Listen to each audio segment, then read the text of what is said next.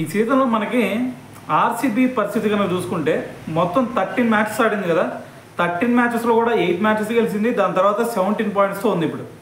మరి ఈరోజు జరిగే ఎల్ఎస్జీ మీద మ్యాచ్ కనుక గెలిచారు అంటే ఫస్ట్ 2 ప్లేసెస్లో ఉండే ఛాన్స్ ఉంది. దాని తర్వాత క్వాలిఫైర్ 1 కూడా ఆడే ఛాన్స్గా అనిపించింది.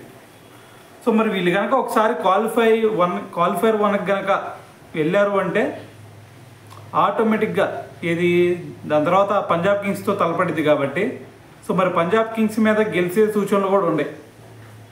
ఎందుకంటే వీళ్ళకెళ్ళి బ్యాటింగ్ చూసుకుంటే విరాట్ కోహ్లీ కనుక చివరి వరకు 20 ఓవర్స్ వరకు ఉన్నాడు అంటే పంజాబ్ కింగ్స్ బౌలర్స్కే చుక్కల తర్వాత.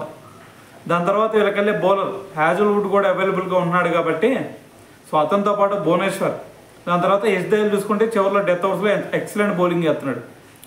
సో మరి దాని తర్వాత సుయేష్ శర్మ లాస్ట్ మ్యాచ్లో కొంచెం ఇబ్బంది పడ్డాడు. సో మరి అతను కూడా ఒక లై అందుకున్నాడంటే కృణాల్ పాండే తెలిసిందే కదా. సో బౌన్సర్లు కూడా వేస్తాడు సిచ్యువేషన్ బట్టి. సో మరి సుయేష్ శర్మ కనుక కొంచెం సెట్ అయ్యాడంటే వీళ్ళకి బ్యాటింగ్లో సో ఎటువంటి డోకా లేదు. కాకపోతే మనకి టిమ్ డేవిడ్ ఒకటే కొంచెం ఇబ్బందిగా కనిపిస్తున్నాడు. సో అతని ప్లేస్లో మరి టిమ్ సీఫర్ట్ వచ్చాడు కాబట్టి, లేదంటే లివింగ్స్టోన్ అయినా తీసుకోవచ్చు, ఇబ్బంది ఏం లేదు. సో మరి బ్యాటింగ్ ప్రాబ్లం ఏం లేదు. బౌలింగ్లో వచ్చేసరికి హ్యాజల్వుడ్ కూడా రీఎంట్రీ ఇచ్చాడు కాబట్టి ఈసారి ఆర్సీబీ పరిస్థితి కొంచెం గట్టిగానే కనిపిస్తుంది. మరి చూద్దాం మరి ఈసారి ఆర్సీబీ మరి ఫైనల్కి వచ్చి ఈ స్ట్రాంగ్ లైనప్తో మరి ట్రోఫీ కొట్టగలిగిద్దా లేదా.